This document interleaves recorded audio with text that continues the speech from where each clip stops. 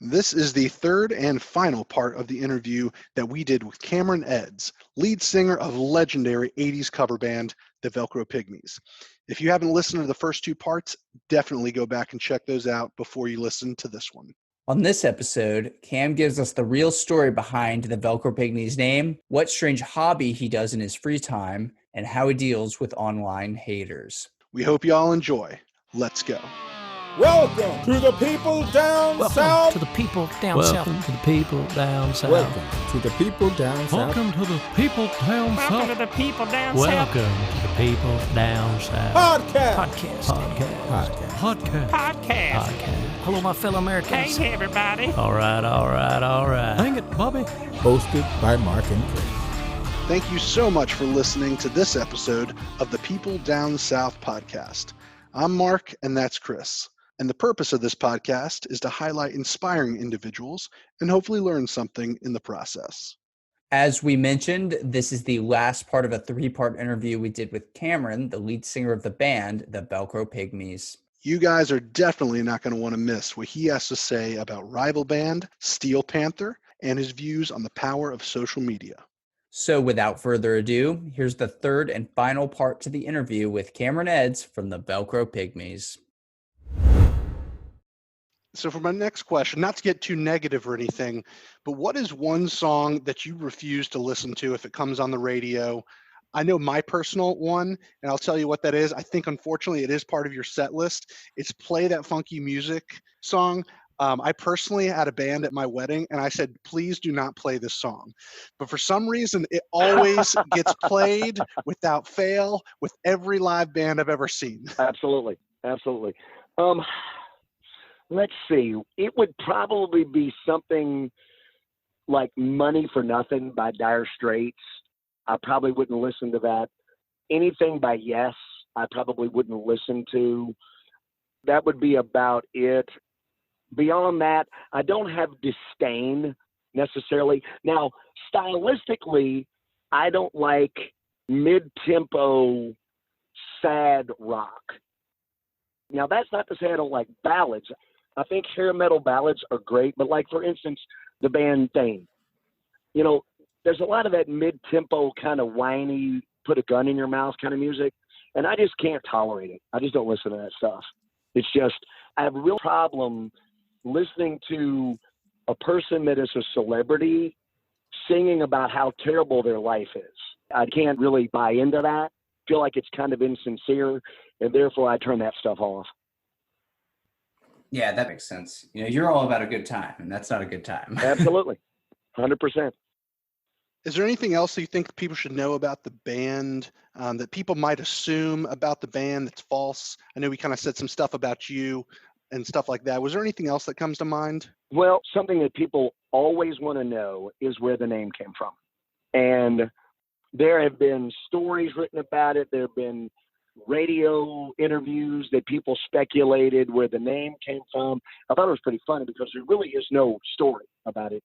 When we came up with the name, I wanted something that was going to be unusual and make people ask me, how in the hell did you come up with that? You know, but there's no really great story about the name other than once we started using the name, I got sued by 3M. I got a letter from 3M's attorneys. It was a cease and desist that I could no longer use the name Velcro because it was a trademark. So I'm young, I'm freaking out. I'm thinking, oh, what is it? I'm going to jail, blah, blah, blah, blah, blah. So I reached out to an attorney in Nashville who took the case and did some research, some digging, some negotiating. And long story short, we are the only entity on earth that is legally allowed to use the word Velcro in our trade name. Only one. So other than Velcro itself and the Velcro Pygmies, and there may be other entities that use it, but they can't legally use it. And we're the only ones that legally signed a contract that allowed us to use the word Velcro in our trade name.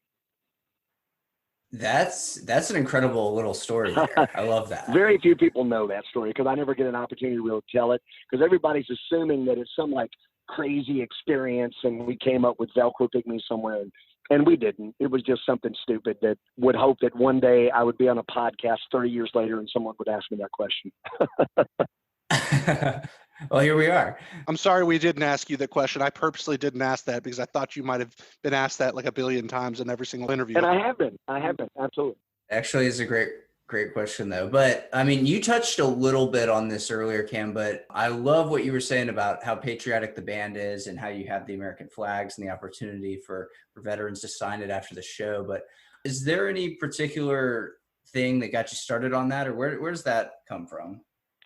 We were in the University of Tennessee. We were on stage performing at a club called the Library the night that the first Gulf War broke out. So you guys probably weren't even alive. When the first Gulf War broke out that night, there was just this moment of patriotism that flooded throughout every member of the band. It was just really a weird moment. And ever since that happened, I guess it just kind of made it real, because our generation that grew up after Vietnam and Korea and things like that, things like war, those were things you read about in history books. Those weren't real. You never knew anybody that was there, or anybody that died or lost a limb or anything like that. And so war was something that was history. It wasn't current event. And whenever that became current event, it really changed my perspective. Like, you know, there are really people that are on the other end of those bullets. There are really people that are out there defending the idea of democracy and America.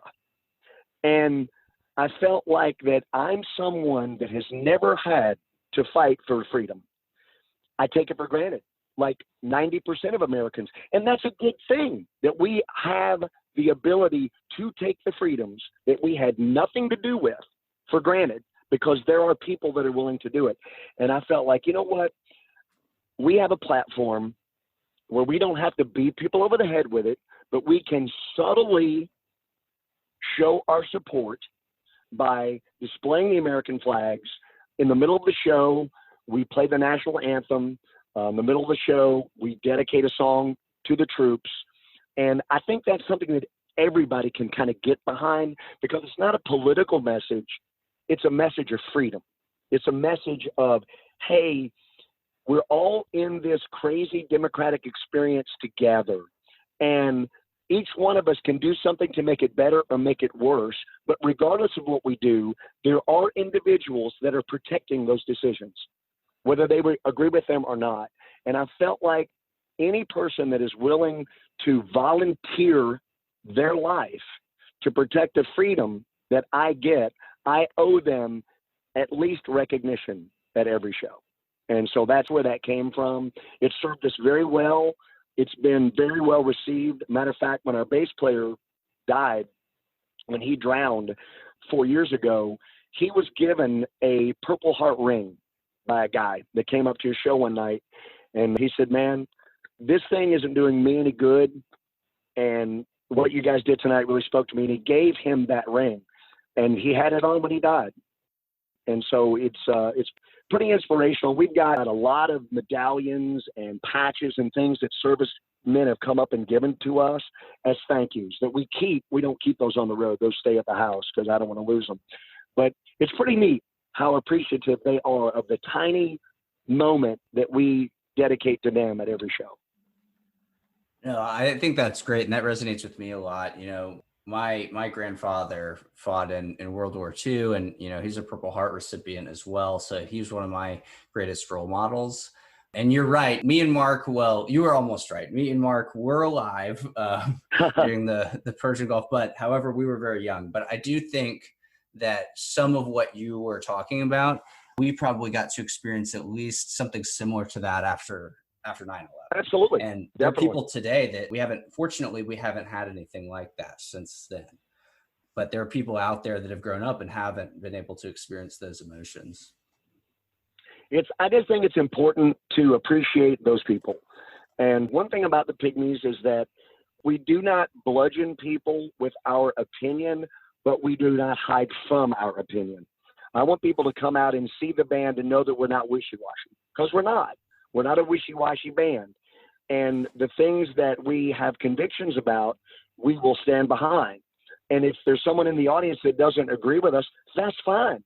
I could care less. I'm not going to shame them. because they don't agree with me, because that would go against the whole message of, hey, we're celebrating America so that we can all think however we want to think. We can be different. We have the freedom to explore individuality because these men and women protect that right. There's not someone telling us what we have to believe. Absolutely. I agree with that 100%. Yeah, we just love that, Cam. We love how patriotic you guys are. I have close family and friends that have gone to Iraq and Afghanistan. And when I see your shows, you guys definitely show how patriotic you guys are. And it's really appreciated. It's not just like, hey, we're going to sing this song for the troops. Right. But it really kind of speaks to us and the people that appreciate that. So really appreciate that. And kind of changing gears a little bit, what do you like to do when you're not performing? I know that you are pretty handy. Yep. From what I've seen on social media. You're talking about go to Home Depot a lot and building things. Tell me more about that and what you guys are doing when you're not performing. I have always thought of myself as a creator or a builder. I've never thought of myself as an artist, which people oftentimes find strange. But I do love to build things. I love the idea of taking raw material and turning it into something usable, whether that's a deck or a front porch or a case or anything for that matter. A few years ago, I got caught up into this thing when I started making candles, scented candles. And I love candles. And that's not a very manly thing. I realized that. And I said, you know what? It really sucks if there aren't candles for men. It's always women, it's pumpkin spice and lavender and this kind of stuff. And I'm like, why can't there be candles for men? So I came up with this whole concept called mandals. And they were going to be candles that were going to be scented like beer and whiskey, and they would be pleasantly scented, and then there would be some stuff that would be like pig skin. It would smell like a football, or tire shop that smells like rubber, or drag strip, things of that nature. So I put all this effort into developing these scents and this kind of thing, only to find out that it had already been taken. Somebody already owned the name Mandel. And they weren't doing anything with it, but they wouldn't sell it to me.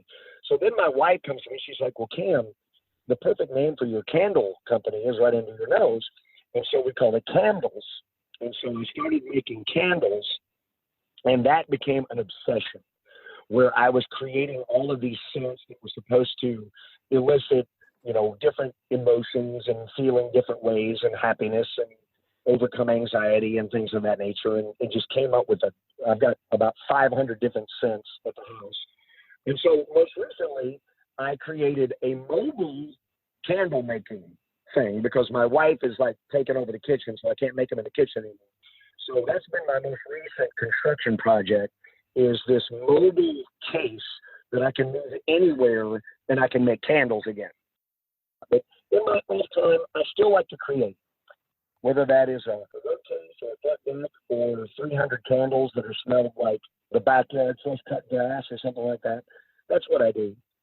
I enjoy news. I enjoy politics. I do not get emotionally connected to either one. I've never been a big sports fan per se, so I've always looked at politics as kind of my sport because I love the strategy that goes along with it.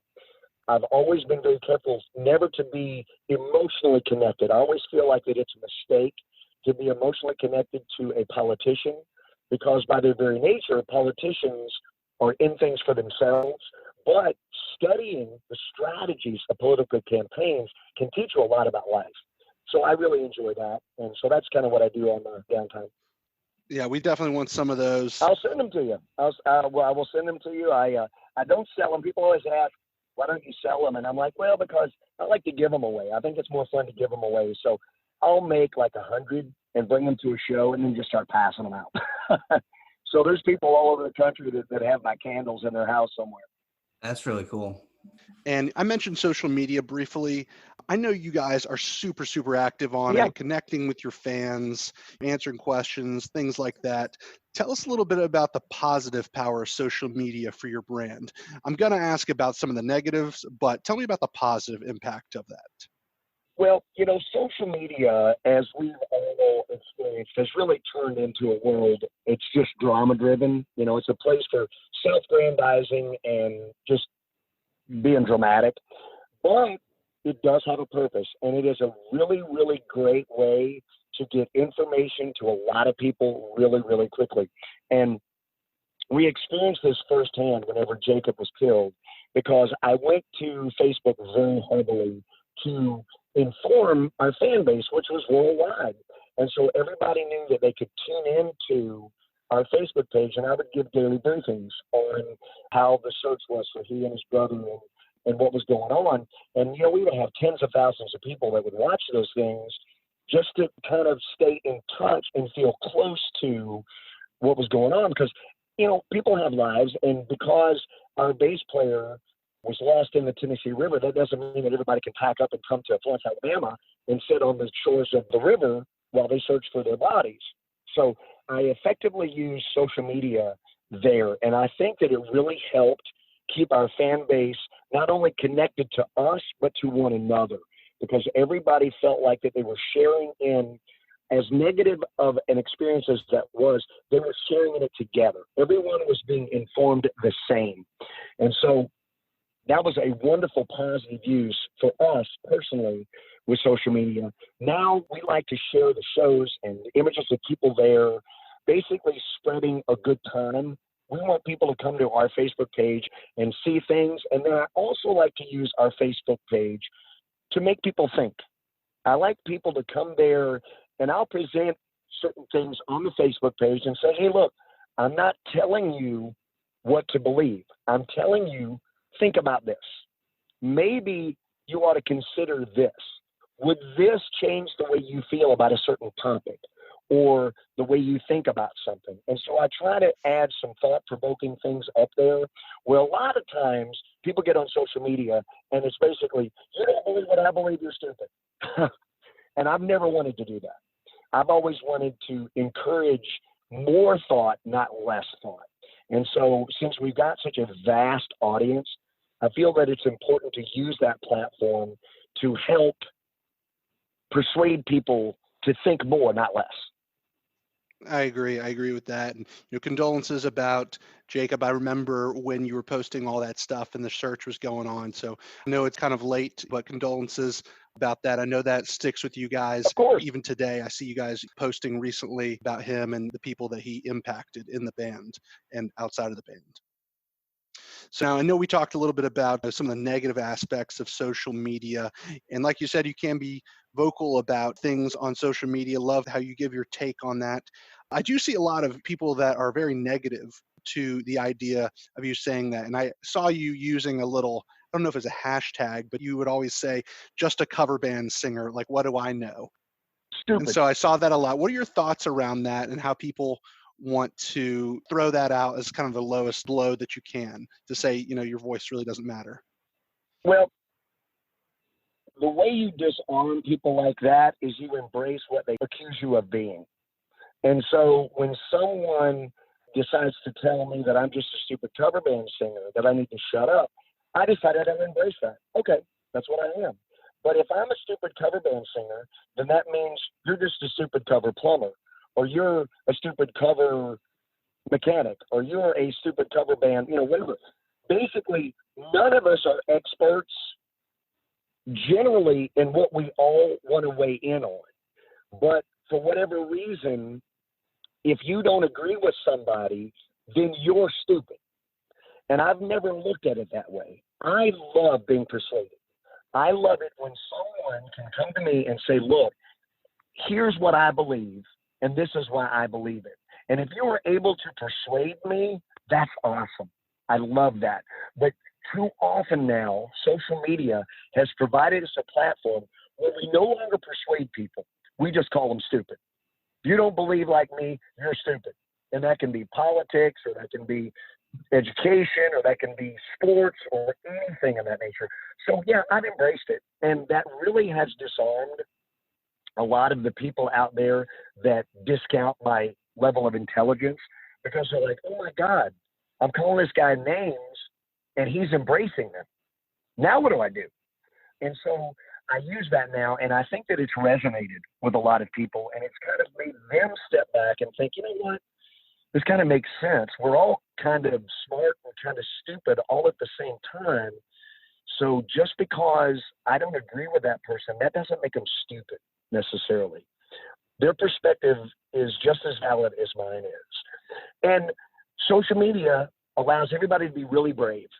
And I hate that, because the same people that will attack you behind a keyboard, if you were face to face with them, they would definitely moderate the way they talk to you. And it's put up this level of insulation, this force field around a lot of people. And I really hate the way that has affected our discourse, because people can say stuff on social media that they can't take back, that they should have never said in the first place. And you just don't get that in a face-to-face conversation. People are just more polite when they're face-to-face. And you don't have to be that way on social media. So Cam, what would you do if you weren't in the music business? Maybe you'd be building things, maybe you'd be doing the candle thing full time, or, why don't you tell us, what do you think you'd be doing if it weren't for the music and the band? I would definitely be into something entrepreneurial, because I enjoy the kind of be your own boss thing. I think that I would probably, and it's hard to speculate, had I never gotten in the music business, what I would have done.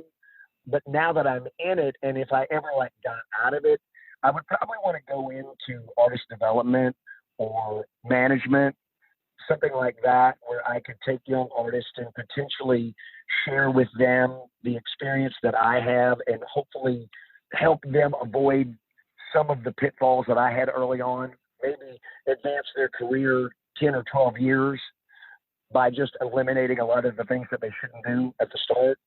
But I've always been very small business minded and wanted to go out there and make things, create, and just work for myself. No matter what it would be something where I would definitely be involved with a small group of individuals kind of running their own business.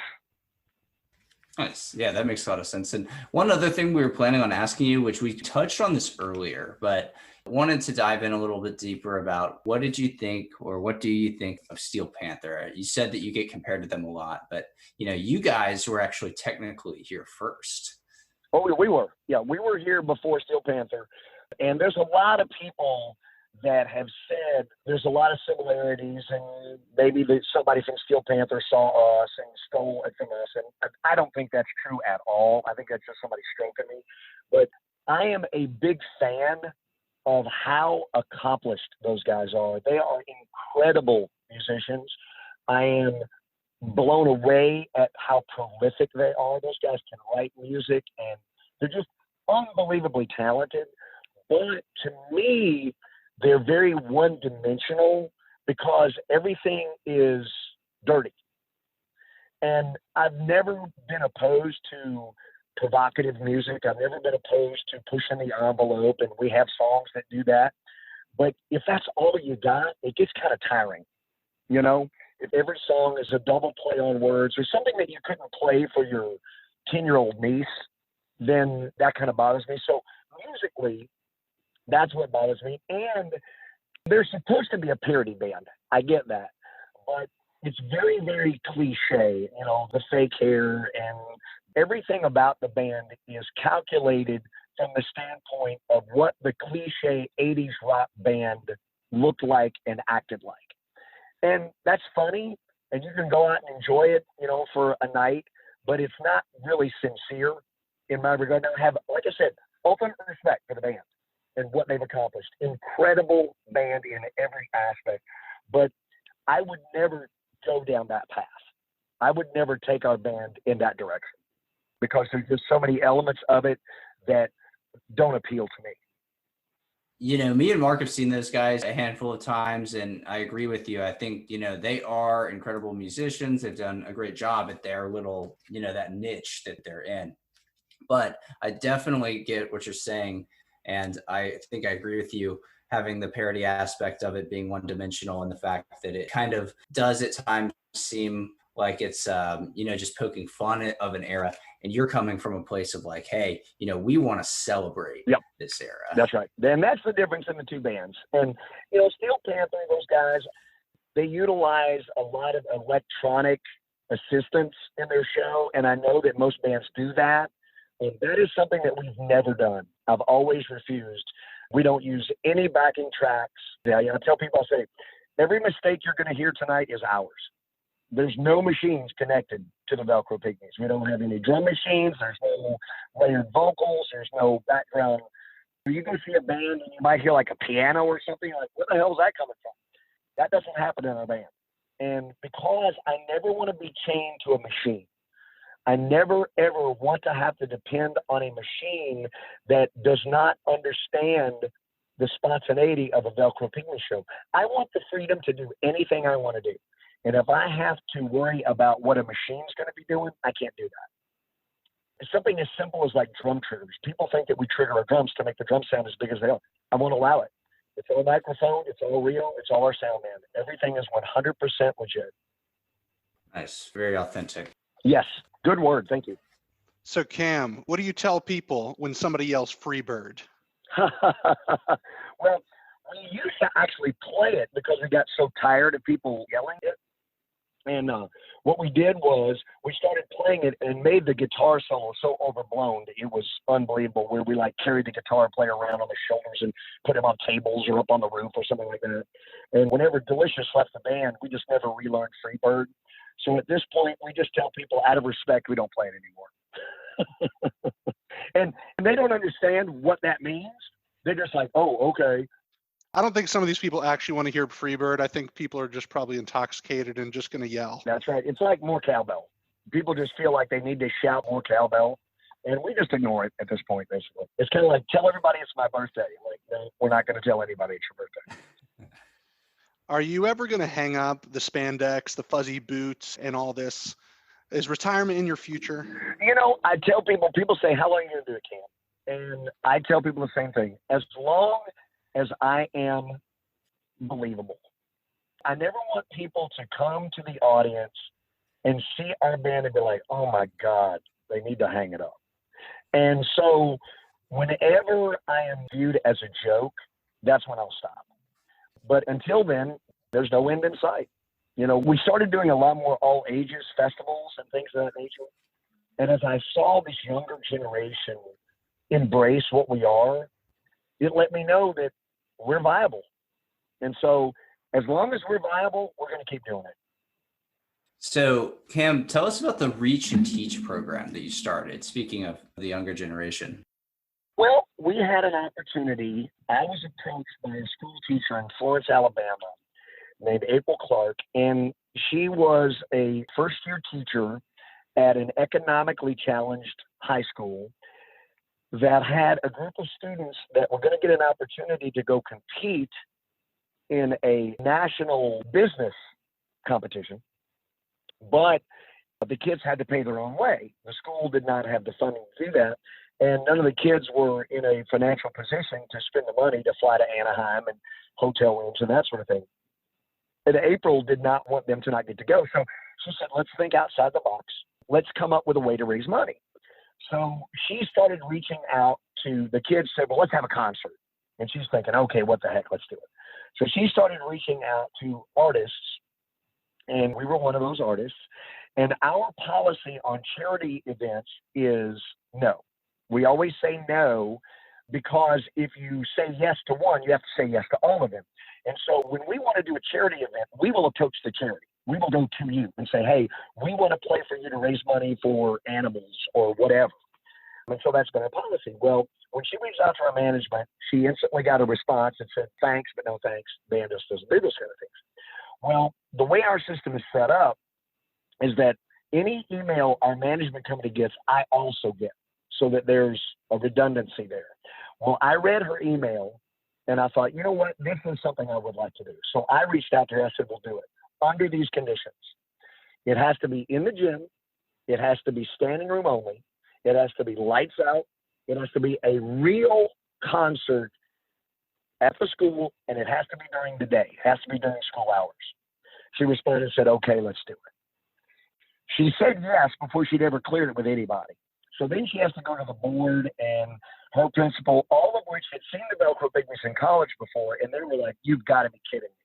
You are going to bring the Velcro Pygmies to a high school? And again, that was a lot of people that thought we were one-trick ponies, and, you know, they'd seen us in a club, and had no idea that we could perform appropriately for a group of high school students. So we finally jumped through those hoops, got it done. And then I went to April. I said, look, April, here's how I want to do this. I want the kids to do every aspect of it. I want them to promote it. I want them to plan it. I want them to handle the logistics. I want them to participate in the setup, on the teardown, participate in the social media, all this kind of stuff. So she starts freaking out. She's like, that's a great idea. So we did it. It was a massive success. The kids loved it. And when it was over, I went to her and I said, April, this can't stop now. We've really tapped into something that is unique, and it's a really cool educational program. So that summer, she spent all summer developing a curriculum, and then we developed a 501c3 nonprofit educational corporation. And so we're going into our fourth year now, but we've impacted about 60 schools, worked with hundreds of thousands of kids, have raised a couple of $100,000 or so for these schools. And it's been an amazing educational program. We've been invited to do it in all 50 states now. And so it is such an unconventional, out of the box educational concept. The teachers are embracing it, administrators are embracing it, and the kids themselves love it because it gives them real world experience. And then they get to have a real rock concert on campus. And so 90% of these kids that come and see the show have never been to a rock show before. Most of them don't even know how familiar they are with the music, but because their parents listen to it on Hair Nation or it's in video games or on TV shows, once they're in there, they recognize most of the songs. And it's a really, really inspirational thing. We invite kids to perform with us. The kids get to help us with setup and tear down. They learn a whole lot about every aspect of what we do, and they get a really unique educational experience while doing something that they enjoy doing. Yeah, that sounds like a great program. It's a one-of-a-kind thing. There's nothing else like it in the entire country. Well, these next three questions are what we ask everyone who comes on the podcast here. So the first one is, Cam, what would you tell your 21-year-old self? To start sooner. So many people think that life is future tense. And I have learned that life is present tense. And so many people justify getting started tomorrow. I'll get started this weekend. I'll get started when I graduate from high school. I'll get started when I graduate from college. I'll get started when I get my first job. Before you know it, you've wasted decades. Life starts today. So I would tell my 21-year-old, do it now. Don't wait. There's no excuse for delay. Go ahead and understand that you're going to make mistakes. Embrace them. Failures are merely successes in disguise, because when you fail at something, what you've done is you have successfully identified something not to do. So it's not a failure, it's a success. And so many people get this paralysis where they are so afraid to fail that they will never succeed. So I would tell my 21-year-old self, start today. Don't wait till tomorrow. One of the other questions we like to ask our guests are, what are you drinking lately? And I know that you don't drink, Cam, and I know you probably just drink water because you have those abs and got to stay in shape. But is there any guilty pleasure? Do you like some Dr. Pepper or anything like that? Well, for a long time, the energy drink that I drank was made by Mountain Dew. It is called AMP. And it's one of the original energy drinks, strangely enough. They're hard to find now. But I got into a situation where I was getting dehydrated. Strangely enough, I didn't drink a lot of water. So I started to look online for things that could make water better. And so you've got those Crystal-Light crystals and things of that nature, but they're all artificially sweetened, which I hate the taste of that stuff. Well, I found a product on Amazon called Liquid IV, and it is a powder that has a bunch of electrolytes in it, and it's got real sugar in it. I pour that into a bottle of caffeinated water. So I've got the electrolytes, I've got the taste, and I've got the energy boost from the caffeine, but I don't have all of the sugar that is typically associated with an energy drink. So I wind up with sort of making my own energy drink out of caffeinated water. And then I mix that up with another water, which is called black water. It's hard to find. Publix has it, and a couple of other places you can find it online. but it is a water it's brown, not black, but it just looks like iced tea. But it has got a thing called folic trace minerals in it, which they claim are healthy or whatever. But I drink that. So I drink my liquid IV and my caffeinated water and black water, and that's about it. That's great. That was a really good answer to that question. So, Cam, you spent time touring around the South. We live in the South. What's something you love most about the South in general? The attitude of the people. I love the general attitude of the South. I love the hospitality. I love the fact that people in the South, if you rock them, they will be rocked. There are some people, and we've experienced this in the North some, where no matter how much you know that you have won them over, they will not give you the satisfaction of knowing it. People in the South love to party. And whenever you put on a good party, they will respond. And they will say, man, you know what? I didn't know what to expect, but by golly, I had a good time.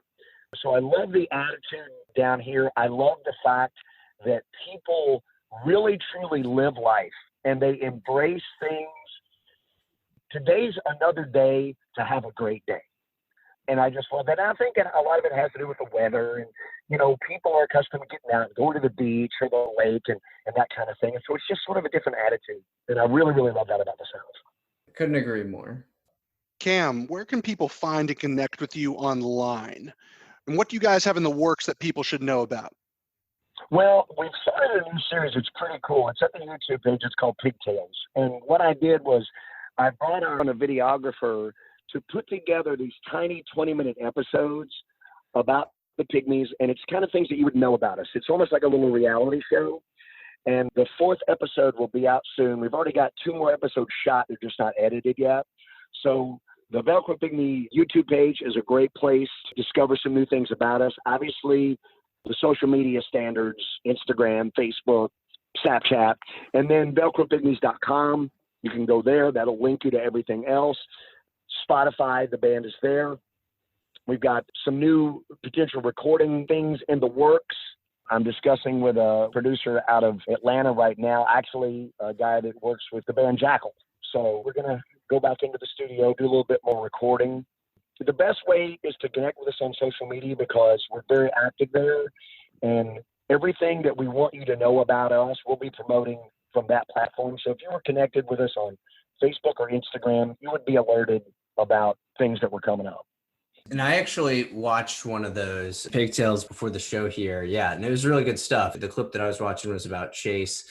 He's talking about the first show that he did with you guys. And he called you up and was like, yeah, we got to practice the songs. You know, I don't know how you guys do them. And you were like, hey, you know, just come on down Friday and we'll figure it out. He's like, that's right.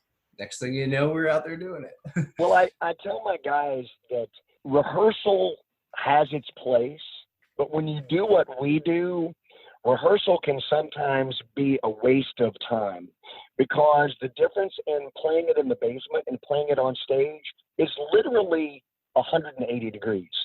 It's totally different. It's a different. And so I look at my guys and I say, why waste the time rehearsing? Let's just put it on stage. That's the best place to diagnose this. And so when I hired Chase, I said, know these songs, get on stage, we're going to play them in front of an audience, and then after that, we'll know if it's going to work or not. We don't need to practice. And he kind of freaked out, was like, oh my God, I've never heard anybody say that before.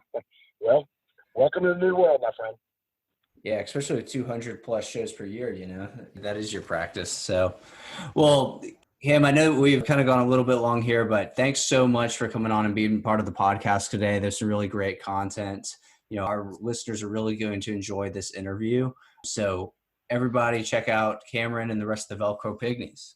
Man, I really appreciate it, guys. Y'all be safe, and I look forward to doing it again. Yeah, for sure. Really enjoyed chatting with you. Make sure you check out the Velcro Pygmies on their website and check out their calendar to see if they are playing near you. Also request them at your local concert venues. I'm Mark, and that's Chris, and you've been listening to the People Down South podcast. Such a good interview with Cameron. I was really glad we got to chat with him. And what a crazy story that was with the name Velcro and being sued for using it. He was a fascinating guy, and I loved hearing about the online Pigtails series It's crazy that the first time the guitar player played with the band, it was live without any rehearsal or anything. And for the record, I'm definitely interested in one of those candles too. Thank you so much for listening to the show. Make sure you click to subscribe to the show with your podcast provider, and please consider leaving us a 5-star review. We would really appreciate it. Also, follow us on Facebook, Instagram, and Twitter so you can stay up to date with everything we do.